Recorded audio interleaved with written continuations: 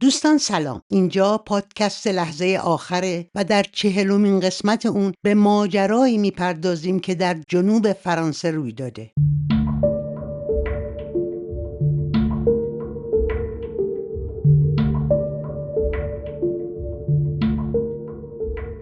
دوشنبه دوم ماه می سال 2005 هوا تو منطقه گمرگ آفتابی و دلنشین و آروم بود، ولی تو مارسی الودی مورل به شدت هیجان داشت و مضطرب بود. الودی سرگرم آماده شدن برای قرار خیلی مهمش بود. اون یه زن جوون 29 ساله بود که معمولاً به ظاهر و سر و وضعش خوب میرسید و اهمیت میداد. الودی موهاشو مرتب کرد، آرایشی کرد که توی بهترین حالتش دیده بشه. دلیلش هم روشن بود، یه فرصت بزرگ برای تغییر مسیر زندگیش. در طی سالها الودی شغل‌های مختلفی رو برای گذروندن زندگیش امتحان کرده بود. از شغل اخیرش توی رستوران هم خیلی خسته شده بود، یه کاری که هم از نظر جسمی هم روحی خستش میکرد و هم دستمزدش خیلی ناچیز بود. واقعیت اینه که آرزوی همیشه الودی وارد شدن به دنیای مد بود. دوست داشت مانکن و مدل بشه. این رویا رو سالها توی ذهنش پرورونده بود. زیبایی طبیعی و غیر قابل انکارش هم میتونست براش کمک بزرگی باشه. اما توی رسیدن به این آرزوش چند تا مشکل وجود داشت. اول اینکه هیچ تجربه‌ای تو این زمینه نداشت.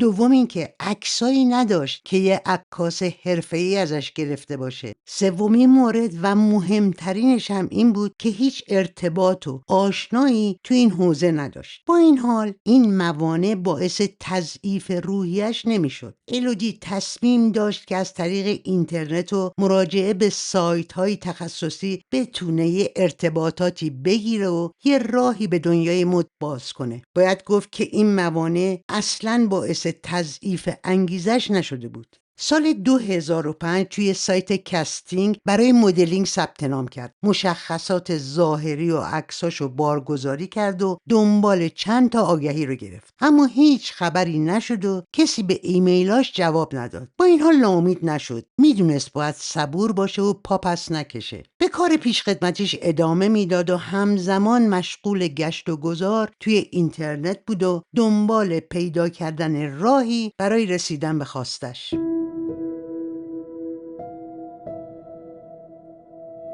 یه روز همینجور که داشت تو آگهی‌های مدلینگ تو سایت‌های مختلف میگشت، یه مورد فوق‌العاده به چشمش خورد. یه عکاس مد به اسم نیکول فورستیه که برای آژانس مشهوری به اسم دوکاس کار میکرد دنبال مدلایی بود برای یک کمپین تبلیغاتی برند خودروسازی رولز رویس. این برند برای معرفی مدل جدیدش نیاز به 3 تا مانکن داشت و لازم بود این مانکن‌ها چند روزی تو محل عکاسی بمونن. تاریخ عکاسی از 3 تا 7 ماه می بود که باید کاندیداها میرفتن به اون منطقه که از نظر نیکول فورستیه عکاس یه جای رویایی بود برای معرفی این اتومبیل. یه چیز دیگه که توجه الودی رو خیلی جلب کرد دستمزد چشمگیری بود که میدادن. برای هر روز کار 2000 یورو، برای کل پروژه 10,000 یورو. کلیه هزینه‌های اقامت، خورد و خوراک هم همش به عهده آژانس عکاسی بود و از همه مهمتر این که در صورت موفقیت انتخاب شده ها میتونستن برای یک کمپین دوم برن به کشور آمریکا. از نظر الودی این یه چیزی فراتر از رویا بود. یه شانس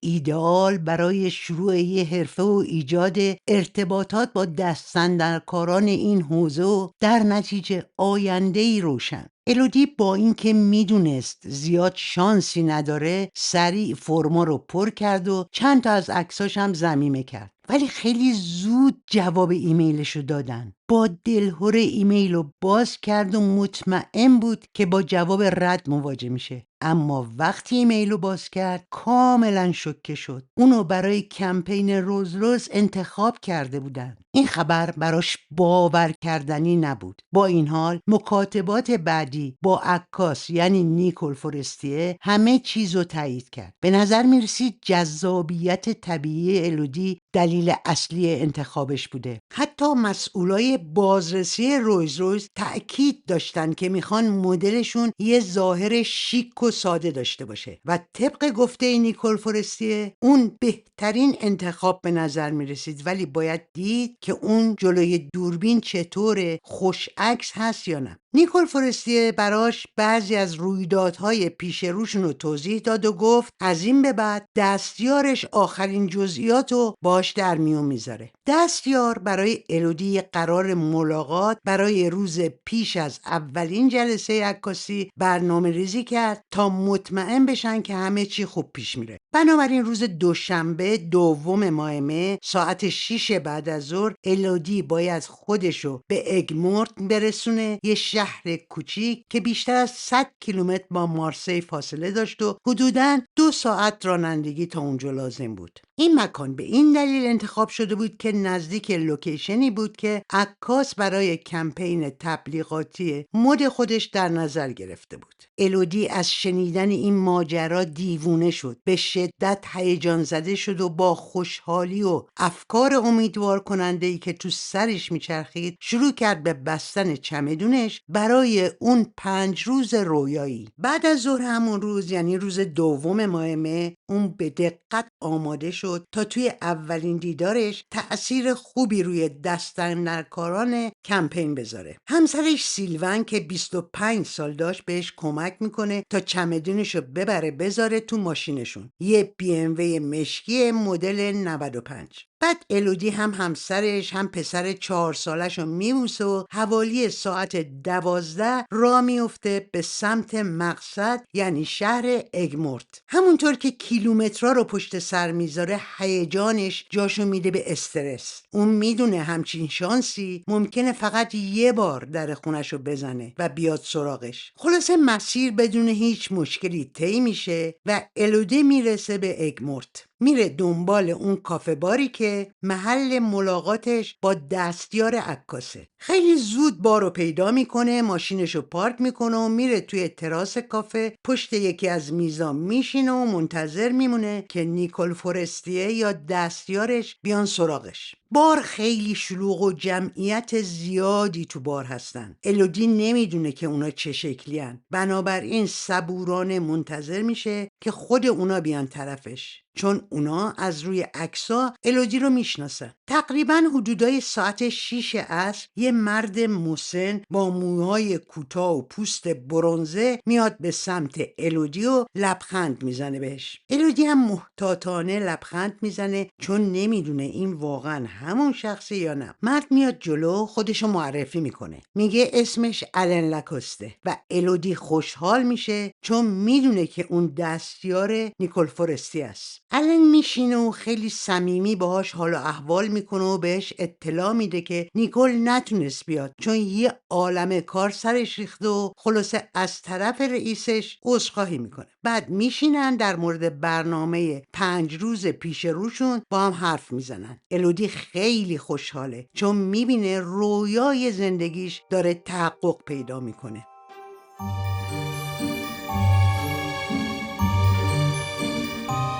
همون روز دوشنبه 2 مه حدودای ساعت 1:06 عصر توی اگمورت زنگ تلفن ژاندارمری به صدا در میاد. از اون طرف خط یه مرد با لحن خیلی آشفته و به صورت خیلی نامنسجم و درهم برهم شروع میکنه به صحبت. اون مرد اینقدر مضطربه که ژاندارما سعی میکنن یکم آرومش کنن، ولی اصلا فایده نداره. مرد پشت سر هم میگه همین الان یه مرد از پیشم رفت، داره میره یه دختر رو بدزده. اون تاکید میکنه که اون مرد مسلحه. اون میگه فکر میکنم میخواد یه کار وحشتناک بکنه و التماس میکنه ژاندارما دست به جنبونن. ازش میخوان خودشو معرفی کنه. اون میگه من دومینیک تاراسکو هستم. دومینیک تاراسکو اصلاً برای پلیس ناشناخته نیست. برعکس اونا خیلی خوب میشناسنش. اون یه مرد 63 ساله است که به عنوان ضایعات فروش کار میکنه و توی یکی از زمینای بیرون شهرش توی دل روستا یه بار غیرقانونی را انداخته که هیچ مجوزی براش نگرفته. وقتی ژاندارما این فعالیت مخفیانه اونو کشف میکنن، به جای برای دستگیری و مجازاتش تصمیم میگیرن از این بار بی‌مجوز اون به عنوان یه فرصت استفاده کنن. اینکه دومینیک به کارش ادامه بده ولی مخفیانه حرف آدمایی که میان اونجا رو گوش بده و اطلاعاتی رو به ژاندارما برسونه. به این ترتیب یه توافق بین دومینیک و ژاندارمری برقرار میشه. اون اطلاعات مربوط به فعالیت‌های غیرقانونی رو که تو پاتوقش به گوشش میرسه در اختیار پلیس میذاره. در عوض ژاندارما هم از کارای اون چشم پوشی میکنن. تا اون زمان این روش نسبتاً برای هر دو طرف خوب کار کرده بود. خلافکارا و مجرمای مست قفل زبونشون رو پیش دومینیک باز میکردن و اسرارشون رو بهش میگفتن. اون هم این اطلاعات رو میرسوند به ژاندارما. به عبارت دیگه دومینیک یه خبرچین واقعاً کارآمد برای ژاندارمری بود. به همین دلیل وقتی از قضیه آدمربایی حرف میزنه حرفشو جدی میگیرن. ازش میپرسن خب حالا این یارو کیه؟ اسمش چیه؟ اینجاست که با یه مانع مواجه میشن. دومینیک میگه اسمشو نمیتونم بهتون بگم. اون میگه از جونم میترسم چون اون مرد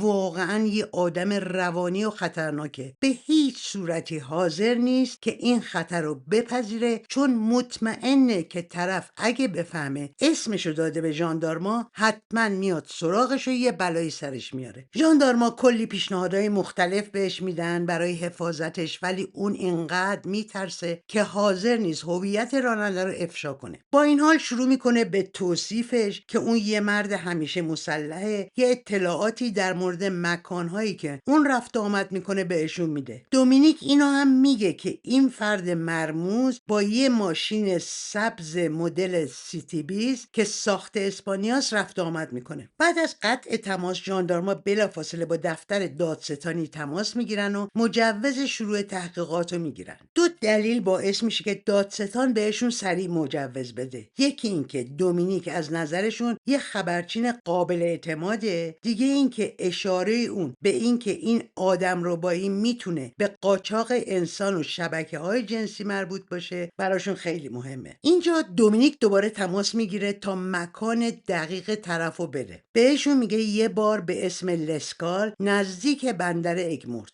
از این لحظه زمانی حیاتی برای ژاندارما شروع میشه که از وقوع فاجعه جلوگیری کنن. تیم ژاندارمری یه طرح کنترل دقیق تو منطقه پیاده میکنن. یه چند تایشون شروع میکنن تو پیاده‌روی اطراف قدم زدن، اما سریع متوجه میشن این کار اصلا فایده‌ای نداره چون جمعیت اونقدر زیاده و زوجا هم همه جا توی پیاده‌روی جلوی کافه‌ها نشستن. در ضمن توضیح دومینیک اونقدر واضح و دقیق نیست که بتونن فرد مورد نظر رو شناسایی کنن. اون گفته یه مرد میانسال و اینکه همیشه مسلحه، یه ماشین سبز رنگم داره. دو تا از ژاندارما با لباس شخصی میرن توی بار. مثل مشتریای عادی رفتار میکنن، بلند بلند حرف میزنن، با هم شوخی میکنن. در حال شروع کردن دور و بر رو حسابی نگاه میکنن تا آدم مشکوکی به چشمشون بخوره. ولی نه یه زن مضطرب یا ناراحتی به چشمشون میخوره، نه زنی که توی موقعیت نگران کننده باشه. همه خوش و خندون و خوشحالن و مشغول نوشیدن و در حال خوشگذرونی. همین موقع یه سری از ژاندارما هم رفتن خیابون و دنبال ماشین سیتی بیز سبز بگردن. یعنی در واقع تنها سرنخ دقیقشون. با این حال اونا هم مشکل مشابهی دارن. جمعیت فراوون و ترافیک بالا. متاسفانه هم هیچ ماشینی پیدا نمی‌کنن. بعد از 1 ساعت جستجوی بیفایده عملیات متوقف میشه. ژاندارما با دومینیک تماس میگیرن تا ازش اطلاعات بیشتری بگیرن، اما اون همچنان از دادن اسم مظنون خودداری میکنه. عصبانی میشن و سرش داد میکشن و میگن با این کارات داری خلاف قانون عمل میکنی، مشخصات طرف رو که نمیدی، اسمشو که نمیگی. اینجا اما هرچی گشتیم یه ماشین سیتی بیز سبز پیدا نکردیم. دومینیک یهو اینجا صداش در میاد و میگه چی؟ من گفتم یه سیتی بیز سبز؟ معذرت میخوام، واقعا متاسفم، اشتباه کردم. اینقدر هیجان زده بودم که قاطی کردم. اون ماشینش یه سیتروئن خاکستری بستریه مایل به سبزه. این خطا خیلی جدی بود. رئیس ژاندارمری عصبانی میشه، مامورا هم همینطور، چون اونا یه همچین ماشینی رو دیده بودن اما به دلیل اطلاعات غلط دومینیک جلوی اون ماشین رو نگرفته بودن. عملیات با شتاب از سر گرفته میشه. حالا دیگه مامورا میافتن دنبال پیدا کردن سیتروئن. همه اون دور و برو میگردن، طول خیابون اگمورت رو دوباره بررسی میکنن، پارکینگا رو میگردن، ولی اثری از خودرو پیدا نمیکنن. اطلاعات ماشین به کلیه مامورات داده میشه ولی هیچ اثری از یه سیتروئن که سرنشین یا سرنشینانش مشکوک باشن پیدا نمیشه. بدون هویت آدم رو با تحقیقات به بنبست میرسه. تیمم مجبور میشه برگرده پاسگاه. چند ساعت بعد ژاندارما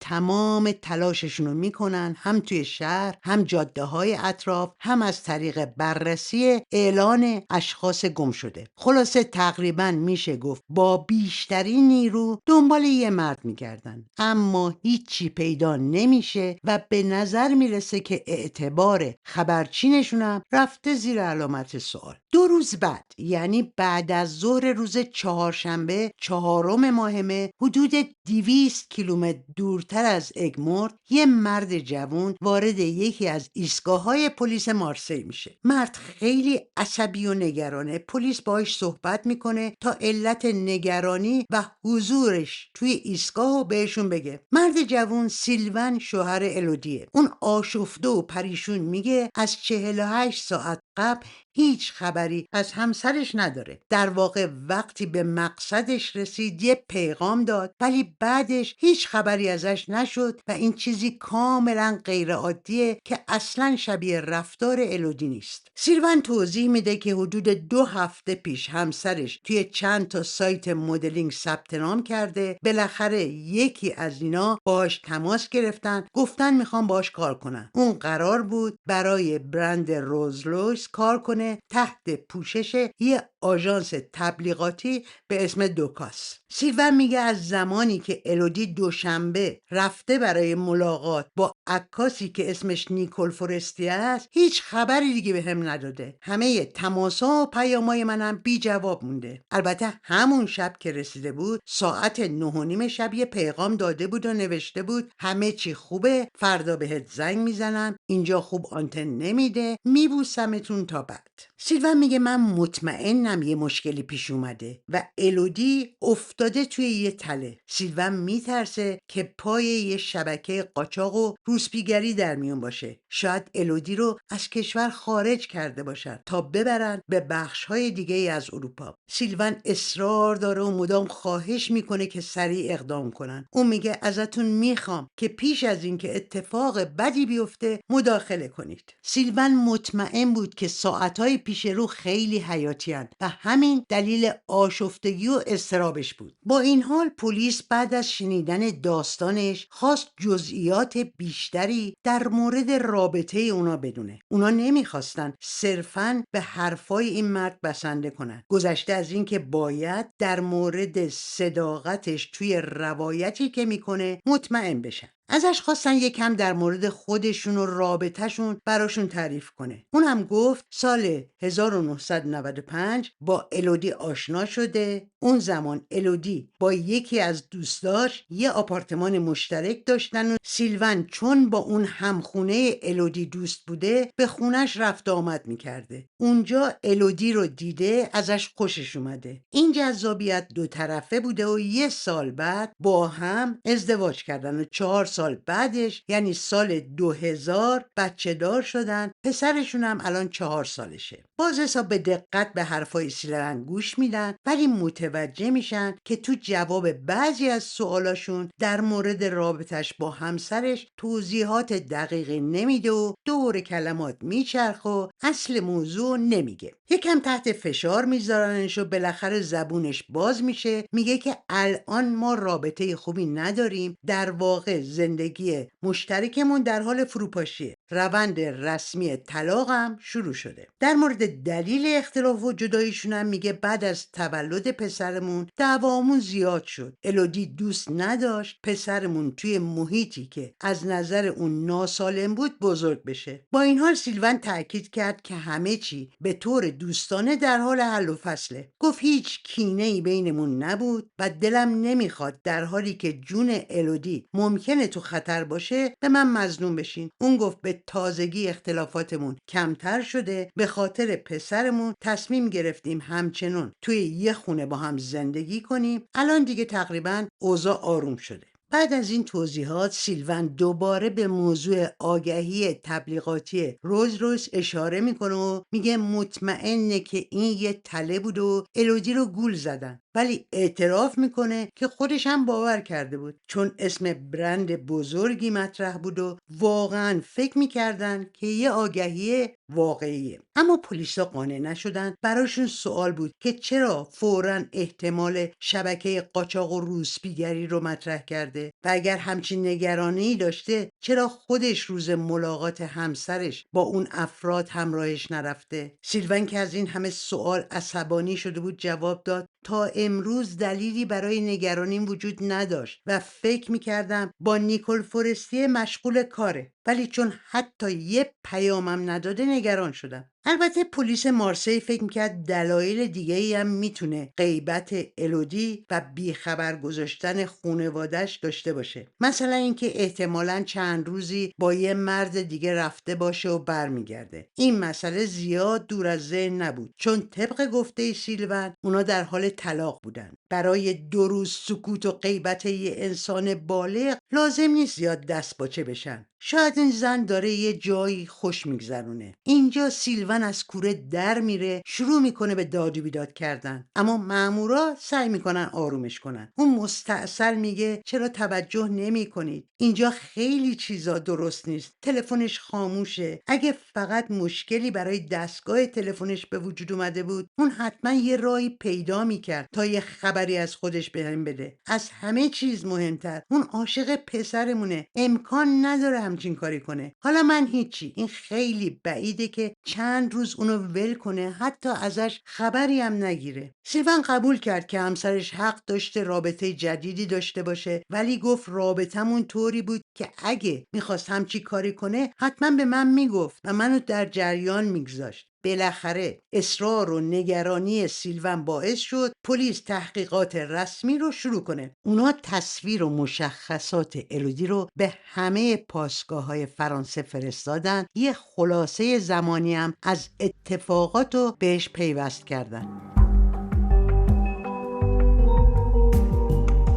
در همین زمان ژاندارمای اگمورت همچنان ماجرای عجیب دومینیک تاراسکو رو تو ذهن داشتن. اونا بدون داشتن اسمی از مظنون تنها به امید دریافت گزارش‌های جدید به اعلامیه‌های مفقودی‌ها نگاه می‌کردن. دومینیک هم رفته بود و خودشو گم و گور کرده بود و ژاندارما بهش دسترسی نداشتن. در به در دنبالش بودن. روز 4 مه، درست 2 روز بعد از جستجوهای بی‌نتیجه تو بندر اگمورت، دستگاه فکس ژاندارمری فعال شد و یه اعلامیه جستجو از پلیس مارسی دریافت کردند. توضیحاتی در مورد الودی مورر و شرایط ناپدید شدنش. خوندن این گزارش شوک‌آور بود. شباهت‌ها خیلی زیاد بود و دقیقاً با اون چیزی که دومینیک 2 روز پیش گفته بود مطابقت داشت. فرمانده پاسگاه مطمئن شد که این همون پرونده است. شماره تلفن سیلون تو اعلامیه درج شده بود. فوراً باش تماس گرفتن. اون دوباره ماجرا رو تعریف کرد. هرچی بیشتر گوش می‌کردن ارتباط 2 تا پرونده روشن‌تر می‌شد. زنی که در خطر ربوده شدن بود همون الودی مورله. از سیلون خواسته شد هرچی عکس از همسرش داره برداره بیاره پاسگاه مرکزی اگمورت. سیلون هم سریع بچه رو سپرد دست دوست الودی و حرکت کرد. ساعت 2 صبح خودشو به پاسگاه ژاندارمری رسوند. اون علاوه بر عکس‌ها اطلاعات بیشتری در اختیار مامورا گذاشت. داشت. مشخصات خودرویی که الودی با اون رفته بود یه بی ام وی مشکی مدل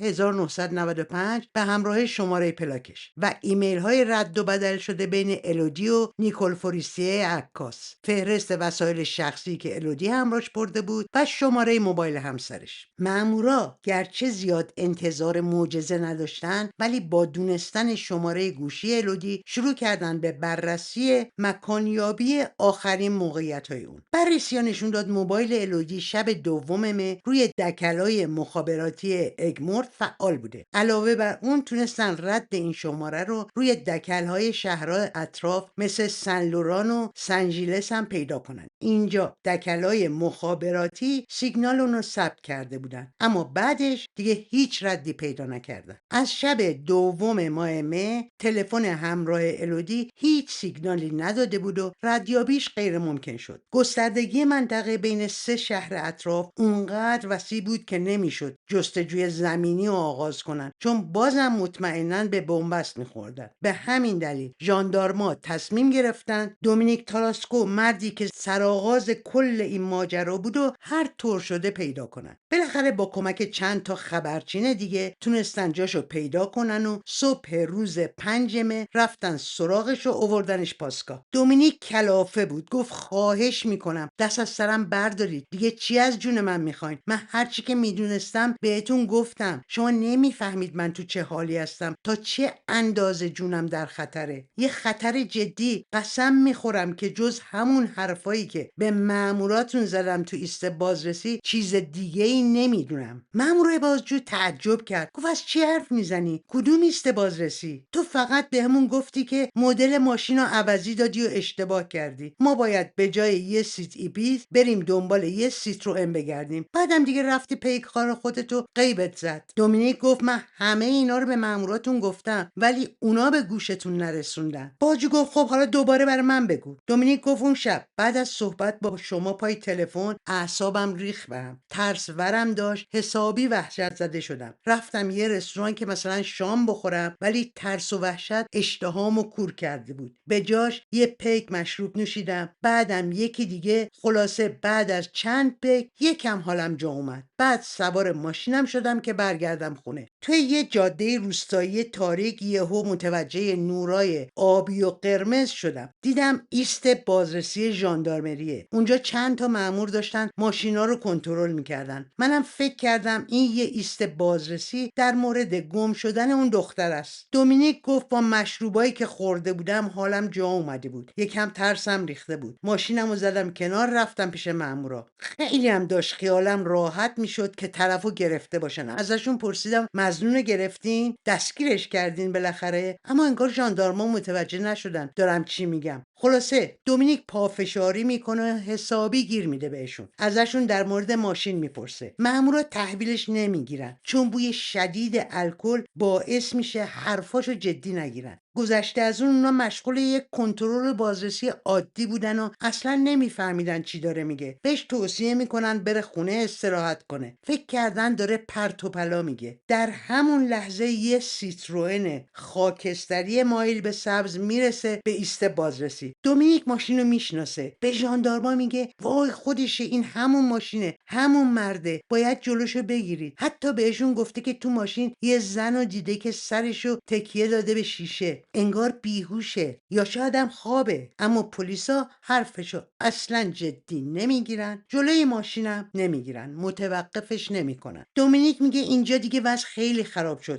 چون موبایلم زنگ خورد. همون یارو پشت خط بود، راننده سیتروئن. عصبانی بود، بهم هشدار داد که مراقب باشم که سالم برسم خونه. دومینیک دوباره تلاش کرده مامورا رو قانع کنه که این همون مظنونه، اما بیفایده بوده. از سر بازش میکنن. دومینیک هم از ترس راشو کج میکنه، میزنه میره بیرون شهر، گوشیش هم خاموش میکنه. بازرس پرونده که حیرت زده شده ازش میپرسه چرا همون موقع با ما تماس نگرفتی؟ ولی دومینیک میگه چرا حرف حالیتون نمیشه بابا، من از این مرد میترسم، اگه بفهمه من لو دادم منو میکشه. ژاندارما بررسی کردن و فهمیدن همه همه جزئیات حرفای دومینیک درست بوده. اون شب واقعا ایست بازرسی وجود داشته، اون واقعا به مامورا گفته بود خودرو رو متوقف کنن، واقعا اونا به خاطر مستی جدی نگرفته بودنش. وقتی ازش درباره زن توی ماشین سوال کردن، توصیفی که کرد کاملا با مشخصات الودی مطابقت داشت. حالا دیگه همه چیز به هم وصل میشد. کاملا مشخص بود که مردی که دومینیک ازش صحبت میکنه همون کسیه که الودی رو دزدیده. شرایط اما برای دومینیک خیلی خطرناک شده بود. حالا فشار روش زیاد بود. ژاندارما به هویت این مرد نیاز داشتن، چون جون یه مادر جوون در خطر بود. تنها کسی که میتونست اطلاعاتی بهشون بده دومینیک بود. حالا اون بین دو تا تهدید گیر کرده بود. از یه طرف ژاندارما که میگفتن اگه اسمو ندی دادگاهیت میکنیم و میفرستیمت زندون و خلاصه تمام خلافکاریاتم رو میکنیم و دمار از روزگارت در میاریم. از طرف دیگه ترس و وحشتش از اون مرد خطرناک که اگه بفهمه بهش خیانت کرده حتما اونو میکشه. بالاخره در حالی که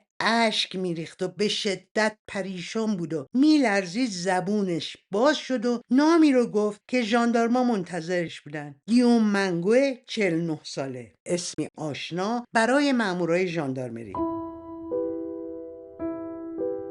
حالا ببینیم این مرد خطرناک کیه و چه کار است. گیوم منگو در حقیقت مأمور حراست و نگهبان امنیتی بار مخفی دومینیک تاراسکو بود. رابطه دومینیک و این مرد همچین رابطه ای بود. در واقع رابطه دو تا خلافکار. ژاندارما حالا میفهمیدن چرا اینقدر دومینیک میترسه و وحشت کرده. گیوم منگو از اون پرونده های قضایی خیلی سنگین داشت. نه فقط جرایم کوچیک، بلکه جنایات خیلی جدی. در ژوئیه 1987 دو تا دختر آلمانی 20 ساله که تو جاده‌های اطراف پیاده روی میکردن، منگو پیش پاشون وای میسه، تعارف میکنه برسونتشون به مقصد. اونا زبان فرانسه رو خوب نمیدونستن، فکر میکردن به چه مرد مهربونی. اما منگو اونا رو به جای رسوندن به مقصدشون میبرتشون توی زمینای دور افتاده، اسلحه میکشه روشون، بهشون تجاوز میکنه، بعدم دخترای بیچاره رو همونجا ول میکنه و فرار میکنه. دخترای آلمانی با اینکه رفتن پیش پلیس ولی نتونستن اطلاعاتی بدن که بشه اون مرد متجاوز رو دستگیر کنن. درست یه ماه بعد، یعنی تو ماه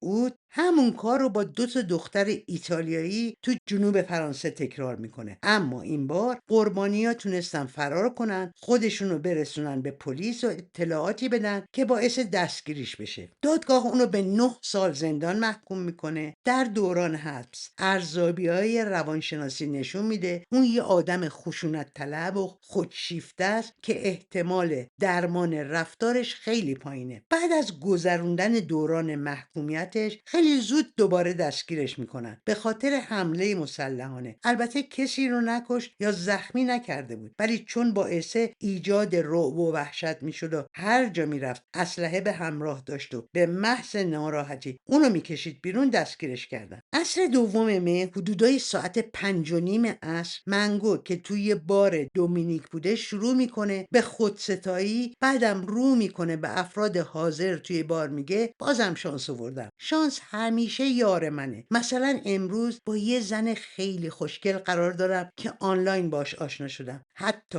اونقدر احساس پیروزی میکرده که اسم بار رو هم لو میده. بعد رفتن اون بوده که دومینیک سریع تلفن میزنه به پاسگاه و خبر از خطری که یه زنو توی بار لسکال تهدید میکنه میده. حالا مشخص بود الودی توی دستای یه روانی خطرناکه. ژاندارما برای اطمینان بیشتر به بار لسکار میرن و پرسنل رو بازجویی میکنن. همه تایید میکنن که بله، گیوم منگو مشتری همیشگیشونه. شب دوم مه حدودای ساعت 6 عصر اونو همراه با یه زن جوان دیدم. بعدم که عکس الودی رو نشونشون میدن کاملا شناساییش میکنن. حالا تنها امید ژاندارما به خدمت گرفتن دوباره دومینیکه. با هزار وعده و وحی راضیش میکنن به عنوان تومه بهشون کمک کنه و منگو رو بکشه بشه بیرون از مخفیگاهش. دومینیک که احساس بیچارگی میکرده، نه راه پس داشته و نه پیش، شروع میکنه به چند جا تلفن زدن و بالاخره منگو رو پیدا میکنه. بهش میگه یه خبرای عالی براش داره و دعوتش میکنه با هم توی یه بار قرار بذارن تا خبرها رو بهش بده. منگو هم قبول میکنه، ولی بهش میگه بی خیال بار، بیا دم در پارکینگ کلوب شبانه لو مکسیکانا تا همدیگه رو ببینیم. بهش هم گفت دقیق سر ساعت 6 میای اونجا. بعدم میگه من تنها نمیام، با دوستم میام. ژاندارما میرن و تو محل مستقر میشن. طبق قرار درست سر ساعت یه ون سفید رنگ از راه میرسه. منگو توش بوده با یه مرد راننده‌ای حدوداً 50 ساله که برای ژاندارما ناشناس بود. مامورا ماشین رو محاصره میکنن. منگو رو که تلاش میکرد فرار کنه به سرعت میندازنش زمین و دستگیرش میکنن. توی بازدید بدنی که همونجا میکنن توی جیب شلوارش کارت بانکی الودی موره رو پیدا میکنن. شک ها به یقین تبدیل میشه. با این حال منگو سعی میکنه توجیه کنه و میگه کارت رو روی پیشخان بار دومینیک پیدا کرده، قصد داشته فردا ببره تحویل بانک بده. میرن سراغ راننده خودشو معرفی میکنه، میگه ریشارد دینی هستم. اون سابقه کیفری نداشت، پدری خانواده دار بود، گفت فقط اومده برای نوشیدن مشروب. اصلا مقاومت نکرد، اجازه داد ماشینش بازرسی بشه. ژاندارما هر دوشونو میبرن پاسگاه. ریشارد توضیح داد که بیشتر از 8 ساله با گیوم منگو دوسته. هر وقت منگو جایی برای موندن نداشته میومده خونه اونا. خونهشون تو 10 کیلومتری وووره. این دقیقاً همون جاییه که آنتن موبایل الودی آخرین بار سیگنال داده بود. پلیس تصمیم میگیره خونه ریشارد رو بازرسی کنه، با این امید که الودی رو زنده پیدا کنن. نیروهای زیادی به محل اعزام میشن. وقتی میرسن با صحنه عجیبی مواجه میشن. همسر ریشارد، فرانسین و دخترشون سر میز شام نشستن. ورود ناگهانی ژاندارم ها و اعلام تفتیش باعث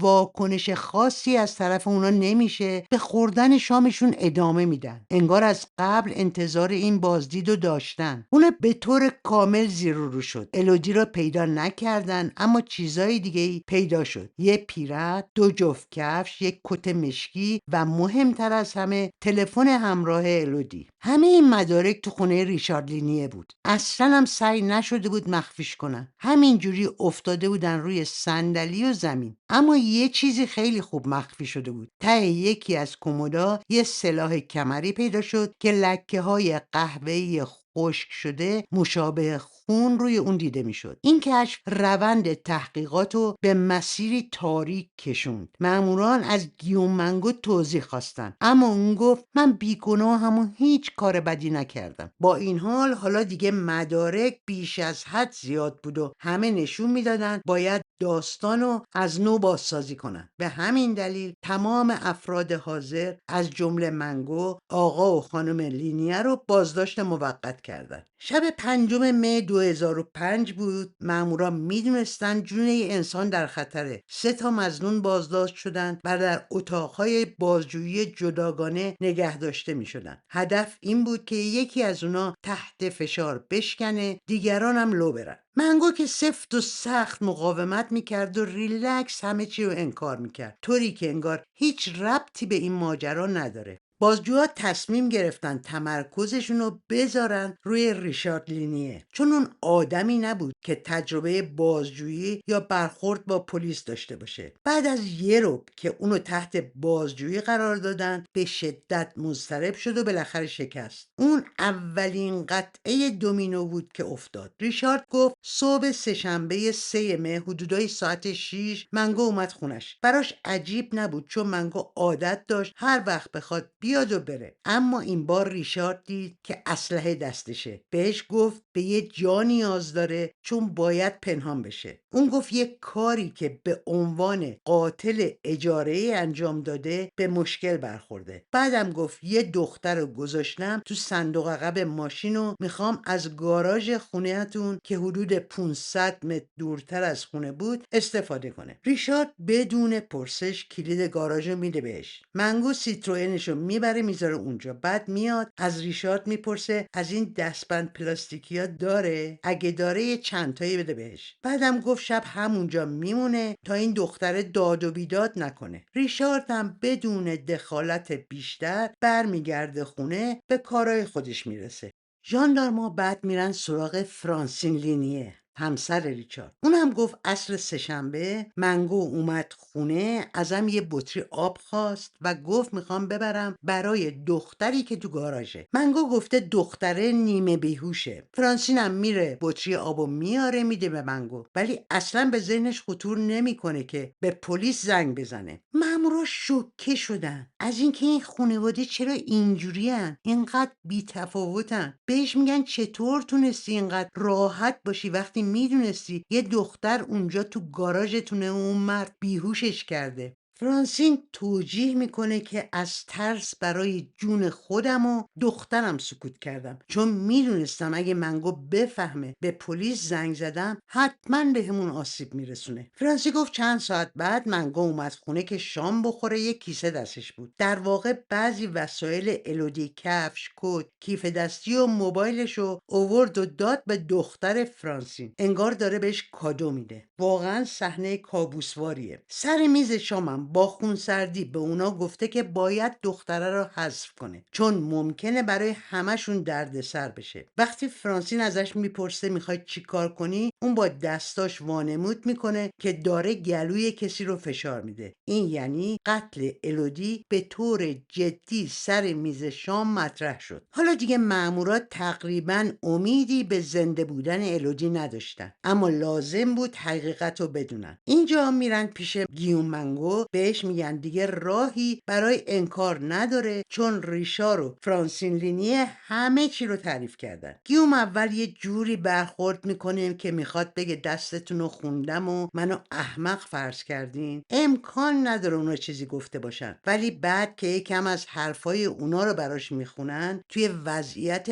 بدی قرار میگیره. چاره ای نداره که اعتراف کنه. بالاخره اعتراف میکنه که داستان کستینگ و پیدا کردن مدل و تبلیغات برند روز روز همشو از خودش در آورده. اصلا نیکول فورستیه ای وجود نداشته. پشت این شخصیت فقط خودش بوده و خودش. اون اونقدر خودشو آماده کرده بود که همه چیز باورپذیر به نظر برسه، اما از اینکه الودی خیلی راحت فریب خورده بود شگفت زده شده. اون حتی با پررویی به بازپرسا میگه اون دختره خنگ باید میفهمید این یه کلاهبرداریه، نباید فریب میخورد. اون گفت باش قرار گذاشتم، وقتی رفتم خیلی از دیدنم خوشحال شد، کلی با هم حرف زدیم در مورد کارا، در نهایت هم پیشنهاد بازدید از مکانهای عکاسی رو بهش دادم که بازم بهانه‌ای بود تا اونو با خودم ببرم. بازدید از لوکیشن عکاسی یه بهانه برای دور شدن هرچه بیشتر از شهر و رفتن به مکانهای خلوت در دل طبیعت بود. منگو میگه وقتی به اندازه کافی دور شدیم اسلحه‌مو بیرون آوردم تا کارت بانکی الودی رو بدزدم. اون گفت هدفش از تمام این ماجراها یه سرقت ساده بوده، ولی گفت اصلا انتظارشو نداشتم که الودی مقاومت کنه. حاضر نبود کارتش و رمزشو به هم بده. بعد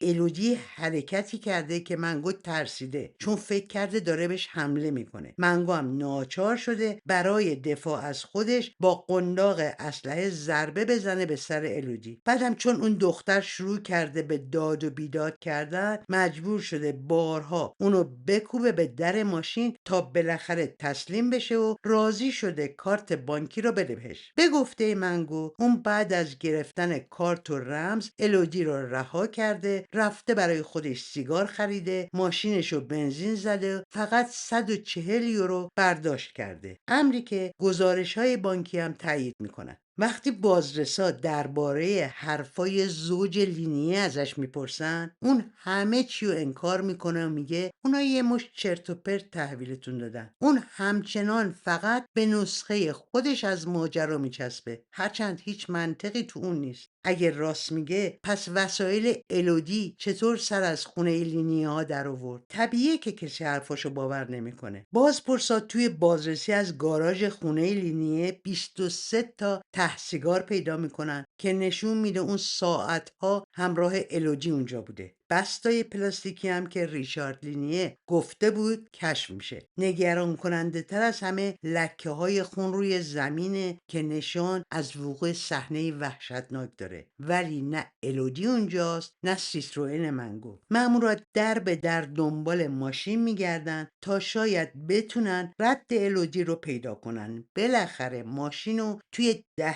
کیلومتری گاراژ پیدا میکنن که زیر یه برزنت و شاخ و برگ پنهانش کرده بودن. اونا شروع میکنن به گشتن داخل ماشین. وقتی صندوق عقب رو باز میکنن جسد الودی رو با دست و پای بسته اون تو میبینن. پودر سفیدی هم پیدا میکنن که بعد از آزمایش میفهمن ترکیبی از چند نوع قرص خواب آوره. همه این شواهد نشون میده که اون الودی رو واقعا برده بوده به گاراژ. بازرسا تقریبا مطمئن میشن با یک جنایت جنسی مواجهن. در همین زمان تو ژاندارمری گیومنگو بالاخره میپذیره که الودی رو برده گاراژ، اما هر گونه تعرض جنسی رو انکار میکنه. اون میگه فقط میخواسته مدتی اونو زندانی کنه تا از کارت بانکیش استفاده کنه، بعدم آزادش کنه. ادعا میکنه که هدفش فقط ترسوندن الودی بوده. میخواسته دختر رو بترسونه تا نره علیهش شکایت کنه. اما شواهد چیز دیگه ای میگن. توی ماشین مظنون روی بدن و لباسای قربانی آثاری از آزار جنسی دیده میشه. گیومنگو بعد دست و پای الودی رو بسته بالاخره به قتل رسونده. با این وجود منگو همچنان پافشاری میکنه که مرگ اون فقط نتیجه یه خشم آنی بوده، اصلا جنبه جنسی نداشته. مهم نیست اون چی میگه، مدارک کافی وجود داره. گیومنگو، ریشارد و فرانسین لینیه باید تو دادگاه جنایی حاضر بشن. 28 ژانویه 2008 دادگاه این سه نفر آغاز میشه. رفتار متکبرانه و زننده منگو ادامه داره. اون حتی از اعترافاتش برمیگرده، میگه ریشارد لینیه الودی رو کشته. این یه دفاع بیخود و پوچه، البته با توجه به اینکه شواهد و دی ان ای خودش روی جسد و لباس قربانی پیدا شده. منگو حتی پاشو فراتر میذاره و میگه راستشو بخواین من عاشق الودی بودم و هیچ وقت نمیتونستم بهش آسیبی برسونم. این ادعای گستاخانش همه رو تو دادگاه شوکه میکنه. تکلیف همه با این مرد جنایتکار روشنه، ولی پرسش اصلی درباره زوج لینی است. چرا اونا هیچ اقدامی نکردن تا کار به اینجا نرسه؟ اونا خیلی ساده میگن نمیخواستن درگیر بشن، از منگو میترسیدن. بعد از 5 روز جلسه حکم صادر میشه. گیومنگو به جرم